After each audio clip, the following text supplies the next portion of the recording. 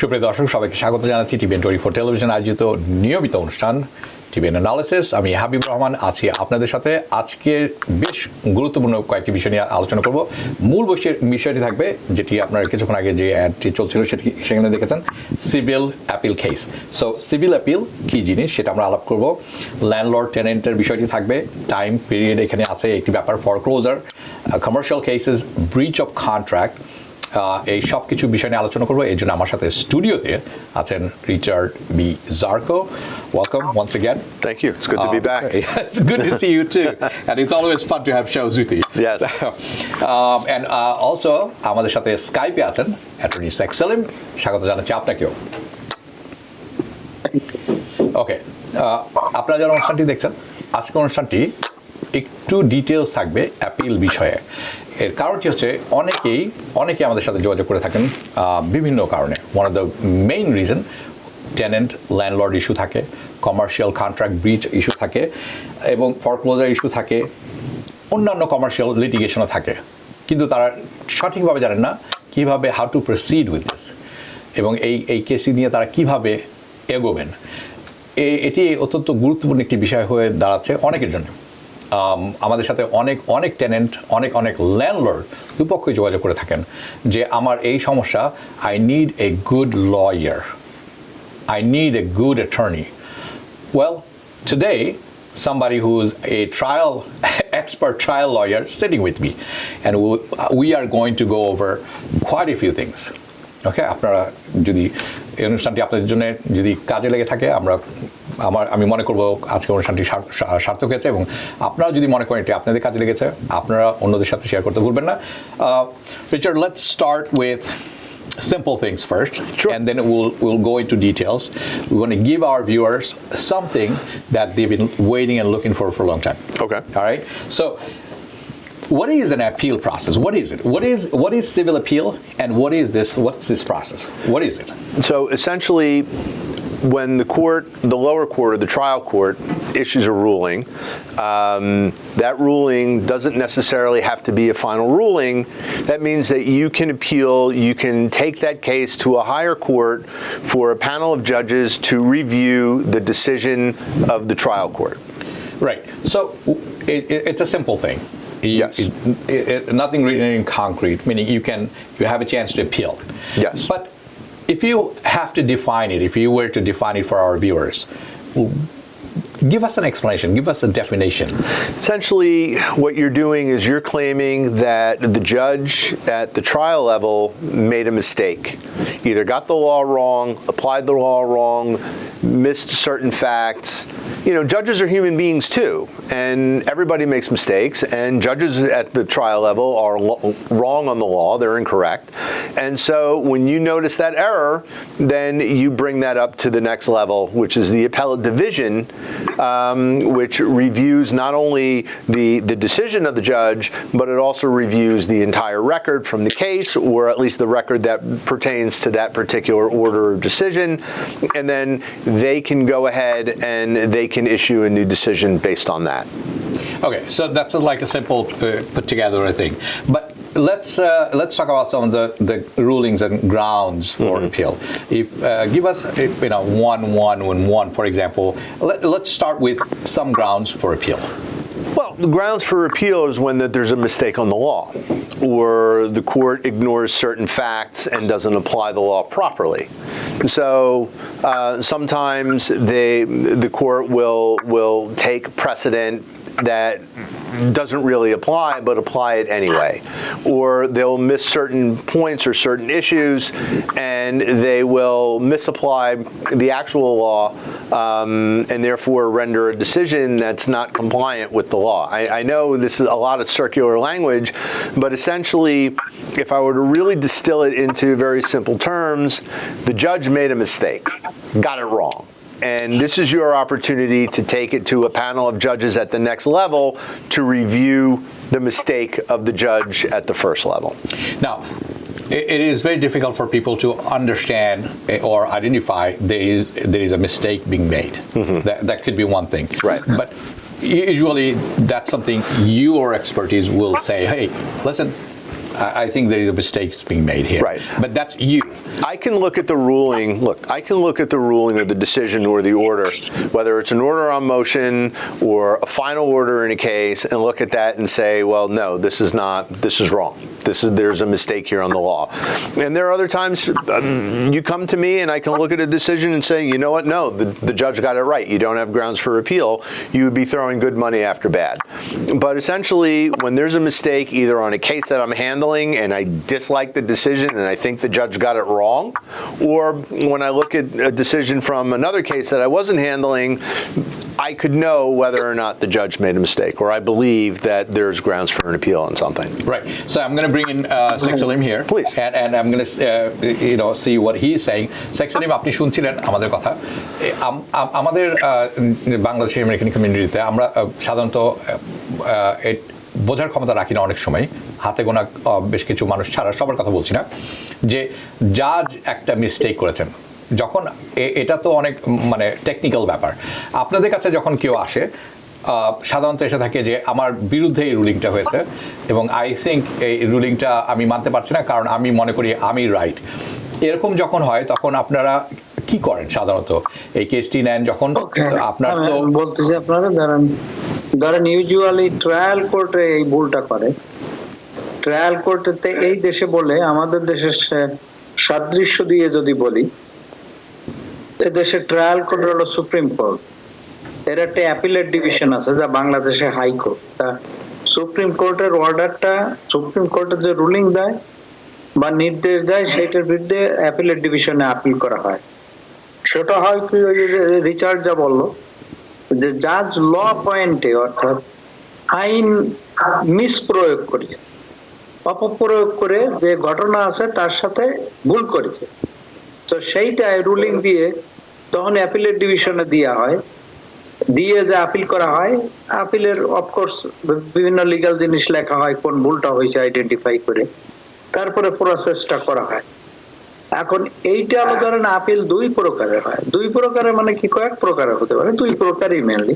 একটা final judgement থেকে অর্থাৎ চূড়ান্ত রায়ের বিরুদ্ধে আপিল করা যায়, আর একটা হলো ইন্টারলকেটরি অর্থাৎ অন্তর্বর্তীকালীন অর্ডারের জন্য। যেমন একটা কেসের একটা উদাহরণ দিয়ে বলি, Richard and me are doing a brief right now on a case before the appellate division. এটা একটা foreclosure action।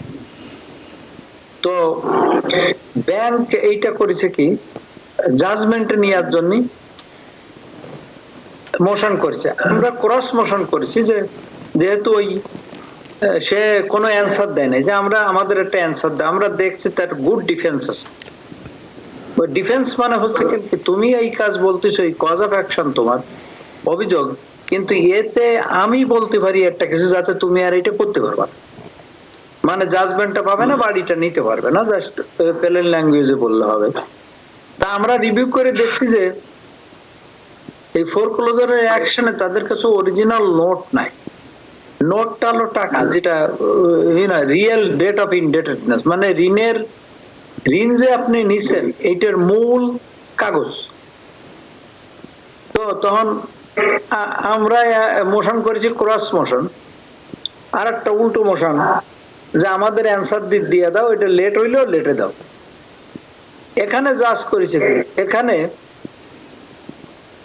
জাজ আমাদেরটা দিয়ে দিয়ে সঠিকভাবে দিয়েছে, ব্যাংকের বিরুদ্ধে আপিল করেছে। কিন্তু যখন আপিল পারফেক্ট করতে হয়, মানে সবকিছু ল পয়েন্ট দিয়ে লিখতে হয়, রেকর্ড সাবমিট করতে, যেদিন করবে শেষ দিনে উইথড্র করে ফেলাইছে, তার মানে তারা এটা নিয়ে নেব। এর একটা বড় ব্যাপার আছে। Want healthier relationships, healthier gatherings, healthier workouts? Stay up to date on your vaccines. When you're vaccinated against the flu and COVID-19, you're protecting yourself and others from serious illness. That makes everything you do healthier. So don't wait. Set a date. Get your flu and COVID shots and have healthier meals, healthier hugs, healthier parties, healthier travel. Learn more at nj.gov/health/vaccines. এইটা ব্যাংকের জন্য final হয়ে, তারা আর এই ruling এখন থাকবে আমাদের পক্ষে, কারণ ব্যাংকের জন্য বিরাট ব্যাপার এইটা আবার আমাদের কাছ থেকে নেওয়া। তেম কেসে আমরা বলেছি যে আগে ওরা ডিফল্ট জাজমেন্টের জন্য মোশন করেছে, মানে একতরফা। আমরা করেছি কি যে ওইটা কেসটা ডিসমিস করার জন্য করেছি। গ্রাউন্ডটা হচ্ছে কি, যেমন ধরেন সামন্স অ্যান্ড কমপ্লেন্ট, কোন কেস হইলে তার মামলার সবকিছু বিবাদীরে সার্ভ করতে হয়। সার্ভ করার কতগুলো মেথড আছে, সেটা অনুযায়ী হয়েছে কিনা, আইন স্ট্রিক্ট আইন আছে, এই অনুযায়ী সার্ভ করতে হবে।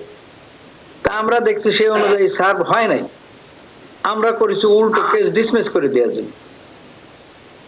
জাজ আলটিমেটলি আমাদেরটা ডিনাই করছে, ওদেরটা গ্রান্ট করা নাই, পার্শালি গ্রান্ট করেছে, আর একটা দিয়েছে। আমরা এটা আপিল করেছি, সেটা আমরা প্রসেস করতে চাই। Looks very good, maybe we will get it now. ওরা যা বলছে তারা এখানে এসে আপিল কোর্ট একটু স্ট্রিক্ট, এখানে দানাই ফেনাই এখানে বললে ঝামেলা হইতে পারে। তো এখানে এসে স্বীকার করছে ওরা যে কাজ করেছে ওইটা এই এই এই আমরা যা কইছি তার সাথে একমত, অনেকটা কাছাকাছি। তো উই আর হোপফুল যে এটা হয়ে যাবে, হয়তো বা এই কেসটা ডিসমিস হয়ে গেলে বাড়ি ফিরিয়ে যাবে। একটা উদাহরণ দিলাম যা আপনি বুঝলেন আর কি, এই মানে সংক্ষেপে। এটার অন্তর্বর্তীকালীন মামলা শেষ হয় নাই, কিন্তু অন্তর্বর্তীকালীন রিলিফের জন্য অর্ডারটা নেয়া, কিন্তু ওইটা গ্রান্টেড হলে এটা আবার ডিসমিস হয়ে গেলে তো ডিসমিস, এটা কেস ফাইনাল হয়ে যায়, তখন ব্যাংক আবার আপিল করতে পারতো। তো এই ধরনের অ্যাপিল প্রসেসটা একটু কমপ্লিকেটেড সাধারণ লোকের জন্য বোঝা, কিন্তু কোন কেসের যদি রায় হয় অথবা কোনো রুলিং হয়, কে ওই যদি ও আপিল না করে তাইলে ওইটা নিয়ে আর ভবিষ্যতে কোর্টে যাওয়ার কোনো সুযোগ নাই। ওইটা বিপক্ষ পাইলে বিপক্ষ হয়ে গেল, আপনি পাইলে কোর্ট বিপক্ষ না করলে আপনারটা ফাইনাল হয়ে গেল। তো সেইটা হলো ব্যাপার। তার কারণ যদি কোনো রুলিং বা জাজমেন্ট রায় এটা যদি আপিল না হয় তো ওইটা ফাইনাল হয়ে যায়, ওইটা নিয়ে আর টাইম চলে গেলে আর ওইটা নিয়ে পরে নতুন কিছু করা সম্ভব হয় না। এটা বলে রেজ জুডিকেটা, অর্থাৎ যে একবার বিচার হয়ে গেছে সেটা আর পুনর্বিচার হবে না। জি ধন্যবাদ, আমি আসছি আপনার কাছে। দর্শক আপনারা যারা দেখছেন, there is a breaking news আছে। যে ব্রেকিং নিউজ হচ্ছে Israel has sent missiles to Iran. We just got a breaking news. So keep an eye on রাত 11টার যে সংবাদ হবে, keep an eye on this one. 1 o'clock TVN will follow this. I'm going to go back to Richard again. We just heard from you and from Sheikh Salim about appeal process in general. He also gave a detailed explanation of, how things, what you said. He expanded on that one. Okay. Now, what kind of appeal cases do you take? And why? So first, what kinds are? You have criminal appeals and you have civil appeals. We only do civil appeals. We don't do criminal appeals. Not criminal, civil. So right. let's stay on. So we stay on civil appeals. The majority of the appeals we're working on right now are real estate related. They're either foreclosure. I've done my share of landlord tenant appeals as well, and I also do commercial appeals when it's called for, whether it's breach of contract or regulatory issues or whatever. A business is getting sued, or sometimes you have religious organizations or nonprofit organizations where you have a lot of internal infighting within the organization and it's suing itself. Those are cases that I handle, and sometimes those cases also end up going up on appeal. Right. So you do commercials, you do, what is it called? Civil appeal. Right. What are the biggest difference between these two, if you were to, explain both of them? I mean, civil appeal encompasses everything. So it's not as though there's a difference between an appeal for breach of contract or an appeal on a foreclosure or an appeal. It's whatever the content of the case is, it goes to the same place. It goes to the appellate division. There's a general umbrella of civil appeal, There's and then you have the commercial ones, and what else? Right. Well, you have different types of cases that I handle. Right. So I'm going to I handle commercial. Salim and we handle commercial litigation as well as we do other litigation within real estate. Right. I'm going to go into more details about landlord and tenants and other stuff, and foreclosure also. Sure. However, before going to that, I want you to walk us through. I know there's many process and steps, and it will also change based on circumstances or instances of cases. But in generally, what is the process of filing an appeal? So the process of filing an appeal starts with filing what they call the notice of appeal with informational statement. So essentially, when the court issues an order, you have a limited time after the court delivers that order or makes that judgment to file what they call a notice of appeal. And essentially what you're doing is you're letting the appellate division know, say, hey, I'm opening up a case on appeal. Here's a copy of the order from the Supreme Court judge or the trial court judge that I'm appealing. And then the informational statement is background information on the case and essentially what the issues are within this appeal that you are presenting for appellate review. That has to be done within 30 days of the decision coming down from the trial court that you're appealing. I mean, there's a step there which is called filing a notice of entry, which is essentially you're telling the other side that the judge issued this order and it's been entered with the clerk, and here's notice that it's been entered with the clerk. But the bottom line is, really the rule of thumb is to say that you have 30 days from the date that the trial judge issues the order, whatever that order is, whether it's an order on a motion or an order after trial, whether it's what they call an interlocutory order, meaning an order that the court issues on a particular subject or a particular matter before final judgment in the case or final judgment. Now, this is the timeline you mentioned within the 30 days time frame. But what would be your process to walk your clients through that process? So once you file the notice of appeal, then you have what they call 6 months to perfect. Perfecting the appeal is just the language of the appellate division that says you have this much time to write your brief and to present what they call the record on appeal. Because the appellate division looks through the records of the trial court. They look at all the evidence, all the documents submitted, trial transcripts, motion transcripts, whatever you feel is part, or not, it's not even what you feel, but whatever is actually part of that decision, whatever the court based that decision on, or whatever happened up to that point, the appellate division can review that portion of the record. Right. Let's go to Sheikh Salim and then hear some from him. Sheikh Salim, আপনি শুনছিলেন, আমরা প্রশ্ন করেছি, আপনি যদি আরেকটু clarify করতে চান এই প্রসেস সেখানে আপনি যোগ করতে পারেন যাতে বুঝতে সবার সুবিধা হয়। অ্যাপিলেট ডিভিশনরা হাইকোর্টে নোটিশ দেয় যে এই জাজের এই অর্ডারের বিরুদ্ধে এই পার্টি ইনভলভ আছে, আমি তার বিরুদ্ধে আপিল করতেছি। তা আপিল করার পরে 6 মাস থাকে এটা পারফেক্ট করা, অর্থাৎ অ্যাপিলেট ডিভিশনের বিস্তারিত জানানো এবং আইনের ব্যাখ্যা দিয়ে উই কল ব্রিফ লিগালি এর অ্যাকচুয়ালি মেমোরান্ডাম অফ ল সব কিছু দিয়ে আপনার সাক্ষী প্রমাণ দিয়ে অ্যানালিসিস করে আইনটা বলে তারপরে বলা এইখানে রং হয়েছে, এইটা এই হওয়া উচিত, এই আইন এইটা এরা করেছে এইটা, এবং এই আইন এইটা মিস অ্যাপ্লিকেশন অপপ্রয়োগ হয়েছে, ভুলটা এখানে।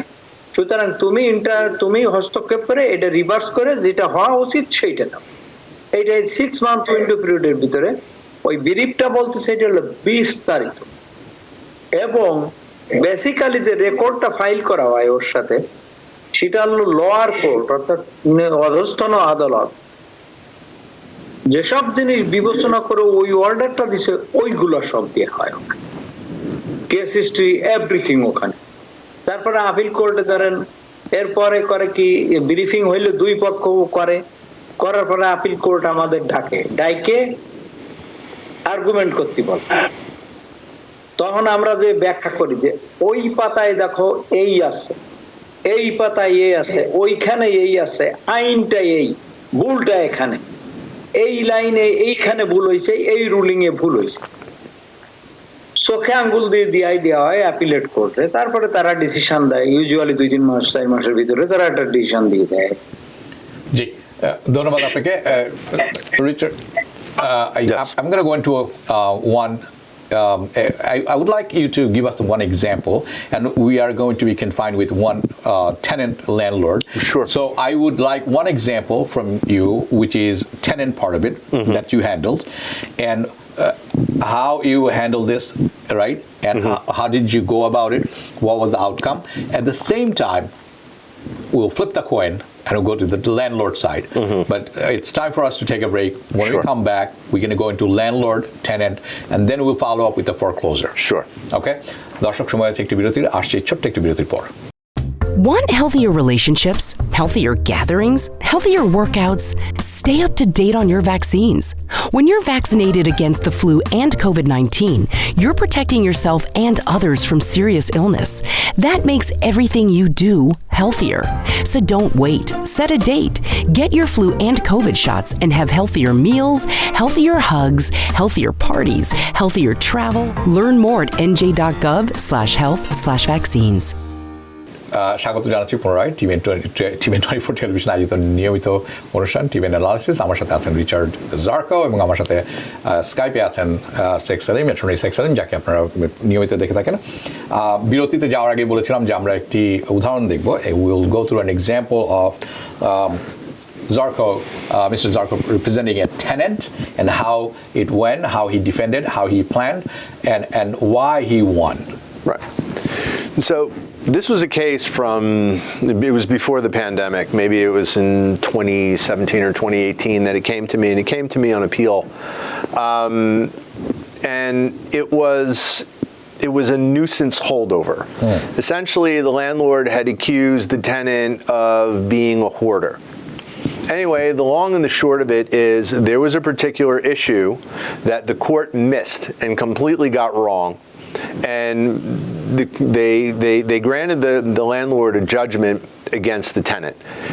And the plaintiff or the landlord went, got a warrant requisition from the marshal. They served her with an eviction notice. The marshal was coming within 10 days or 2 weeks, and that she needed to vacate. So she went to court, she presented her issue to the court, and the court ignored her issue and upheld the order. So I filed the notice of appeal. That's when the case came to me. I was able to get the appellate term to stay the eviction pending the appeal, and then I went ahead and what they call perfected the appeal. And it was an issue, believe it or not, that had nothing to do with landlord-tenant law. It had everything to do with essentially fairness to the tenant. Her prior attorney before me was disbarred during the process and didn't tell anybody, didn't tell the client, didn't tell the court. And so the court went and issued a default judgment against this tenant who didn't show up to court because she had no contact with her attorney who had lost his license to practice law. And there's a very obscure law within the civil practice rules that states when your attorney gets disbarred or dies or becomes incapacitated and cannot work and cannot represent you, there's an automatic stay, meaning that nothing else can happen in your case, and it's retroactive from the date that the attorney stops practicing. So any rulings or decisions the court issues at that point are null and void. However, the court needs to be informed that this attorney was disbarred, and then they need to go ahead and they need to lift that stay. In any event, the judge at the trial court didn't even know the law. And when the tenant said, "Your Honor, my attorney was disbarred, I need help, I need representation," the judge didn't know the law. She didn't know that section of the law. And she said, "No, that's not an excuse." So I immediately sent that up to the appellate term, and I won on the appeal. And then it was sent back, and I appealed it a second time because I didn't like the decision from the judge. I thought the judge got my motion to dismiss wrong because I wanted to dismiss that case. And then I appealed it a second time, but by that time I also had conducted the trial and I won the case on trial. Well, that's what's shocked me about this one, that we would always assume that judge knows what they're doing. Judges don't always know the law. A lot of the judges don't know the law. When an attorney is representing a client and is is really involved in a particular issue of the law, and you're researching it and you're writing about it and you're reading all the cases and you're reading the appellate cases, you know everything there is to know about this issue that you're arguing before the court. The court doesn't always deal with these issues. So this judge didn't know the law. And listen, it's not a very well-known law that I found. But there's this basic question that you're supposed to ask. Okay, this guy got disbarred. Now what? What happens now? Right. Exactly. So I asked that question, I found that section of the law, and I immediately went to town on appeal.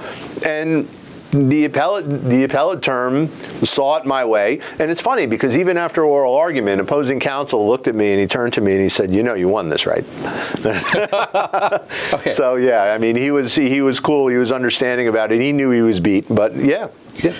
I'm going to go into a trial and stuff a little bit, not because it's a big topic by itself, and I'm coming back to you. Sure. I'm going to go to Salim and see if he represented any landlord in any cases, right. And how did it go, and what's the process? On appeal. Yeah, I represent landlords all the time in the trial court, but I've never had to appeal. And that's why I'm not touching the trial. Right. We're going to do, in our next episode, we will talk about the trials and stuff. Sure. Sheikh Salim, আপনি যখন appeal কোর্টে কোনো tenant নয় ল্যান্ডলর্ডকে represent করেছেন, সেটি কিভাবে করেছেন এবং সেটি কেন ল্যান্ডলর্ডের পক্ষে যায় এবং সেটি করতে হলে আপনাকে কি করতে হয়েছে? We discuss with each other, we formulate our argument, we discuss pros and cons. Actually, that was a Richard case. I have a sideshow there. I didn't go anywhere. We just discussed. Oh, thanks for being honest. No, but he spoke with the client. Right. He was, Right. and Salim was involved with me on these cases, and we brainstormed it and talked about it. Right. But yeah. So let's hear from you then. I specifically representing a landlord in a trial case or appeal case, rather. I'm sorry. Please give us an example. Well, I mean, I haven't represented landlords on appeal. Fortunately, those cases I win it at the trial court level, and so when I represent a landlord, the idea is to try and come to a resolution in the landlord's favor as soon as possible. Whether that's to settle it, to make an agreement with the tenant to vacate, or to push it to trial as quickly as I can, because when you're dealing with something like a holdover, where you have a tenant in a month-to-month lease in an unregulated, meaning a not rent-stabilized apartment, you can terminate that tenancy at will. You just need to make sure that the requisite notices are proper. But we always hear that you can't just, do that because they have the rights and you can just throw them out. You cannot serve anything. You have to give them night. We hear this horror story that, my tenant is not paying me rent for 9 months and there's nothing I can do. What is it all about? And how do you handle those kind of cases? Well, there are two, like I said in the last episode, there are two types of cases really that dominate in landlord-tenant court. It's either a summary non-payment or a summary holdover. So a non-payment is when they haven't paid the rent, you have a ledger of all their mispayments, so you send them what they call a 14-day notice or a 14-day demand to pay rent, and if they don't pay the rent, then you can take that into court on day 15. So the thing is, though, that eviction is not the primary relief you're asking the court for. You're asking the court for a financial judgment. And if they meet that financial judgment and they satisfy it, well, then your case is dismissed because now you've gotten the relief that you've asked for. Right. You can't just say, well, they owe me this money and I either want payment or eviction. You get payment, you then cannot evict them, at least not in that case. You would have to start a new case for a holdover. Really? So these are two separate things. They're two separate things. Okay. I mean, we would normally assume that once the non-payment goes on and it is resolved, then we would say, hey, you know what? Now I don't want him anymore. Well, then you would have to start a new case. So this is not the part of this case. Right. So when you're in for a non-payment, essentially, like I said before, your primary relief that you're asking the court for is for payment.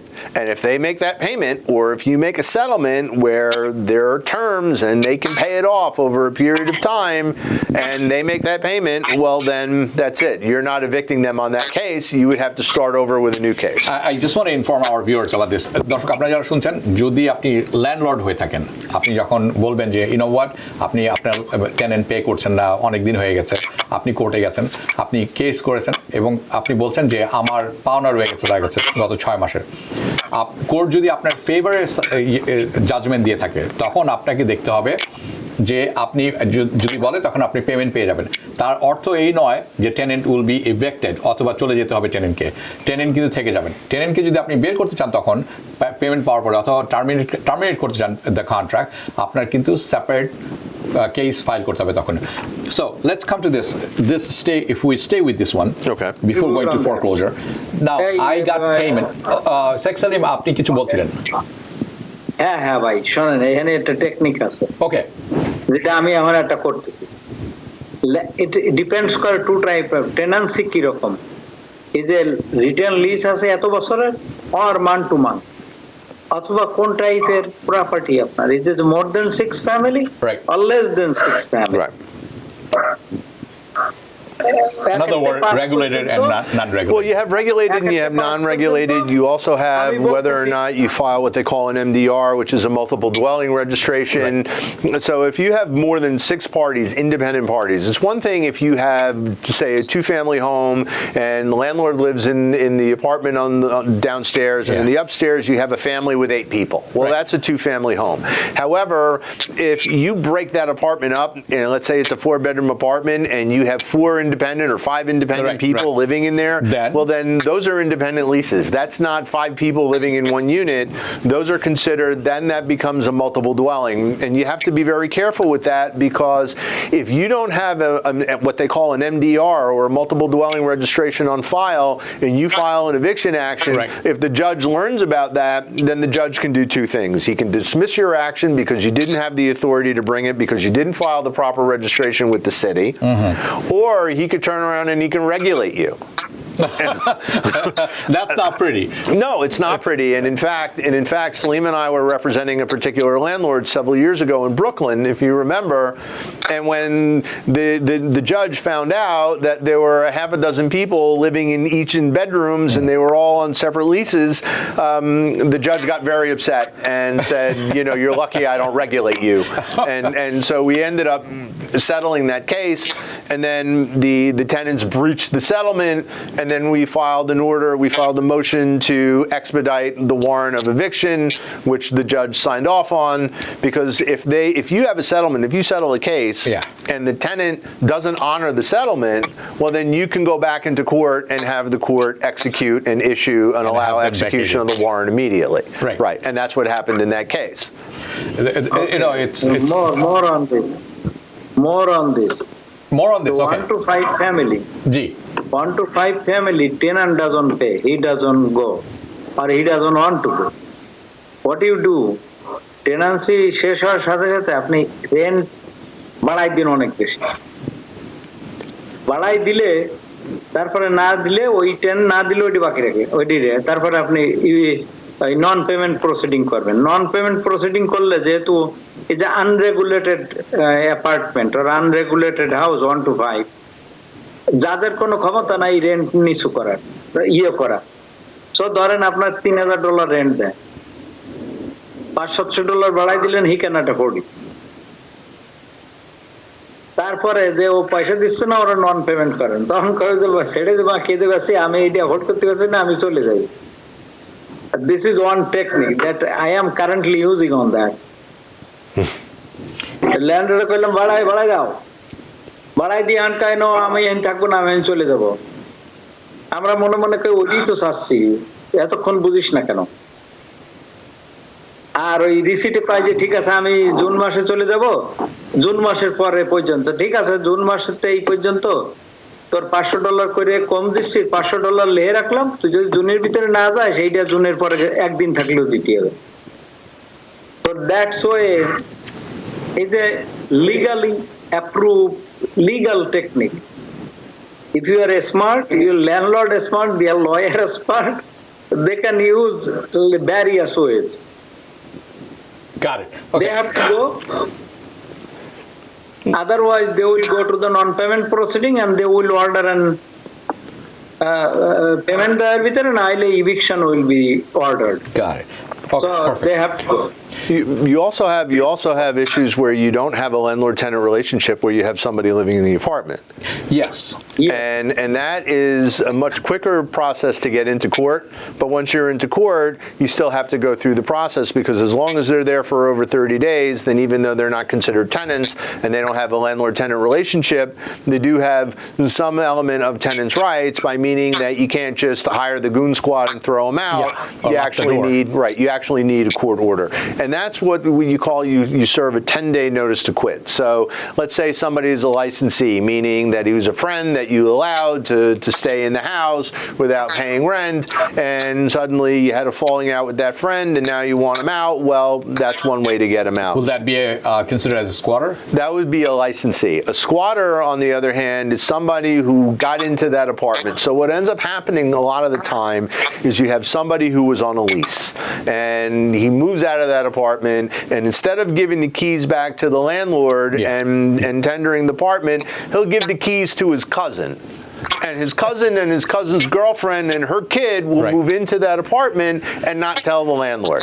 And then the landlord finds out, and now they got these people in there. But you got to be careful, because if the landlord ever takes even $1 in rent from that person who's not supposed to be in that apartment, now he becomes a tenant, and that changes the complexity. And if you don't serve the right notice going into that case, well, then your case is screwed, and then you're going to have to start all over. I mean, there's a lot going on here. I mean, we need to, when it comes to landlord and tenant, we didn't even touch the commercial part of it. Right. We will have to touch it next in our next episode, I'm sure. But before we close it, what is how do you deal with a foreclosure appeal? I mean, it's a very rare case, I would think.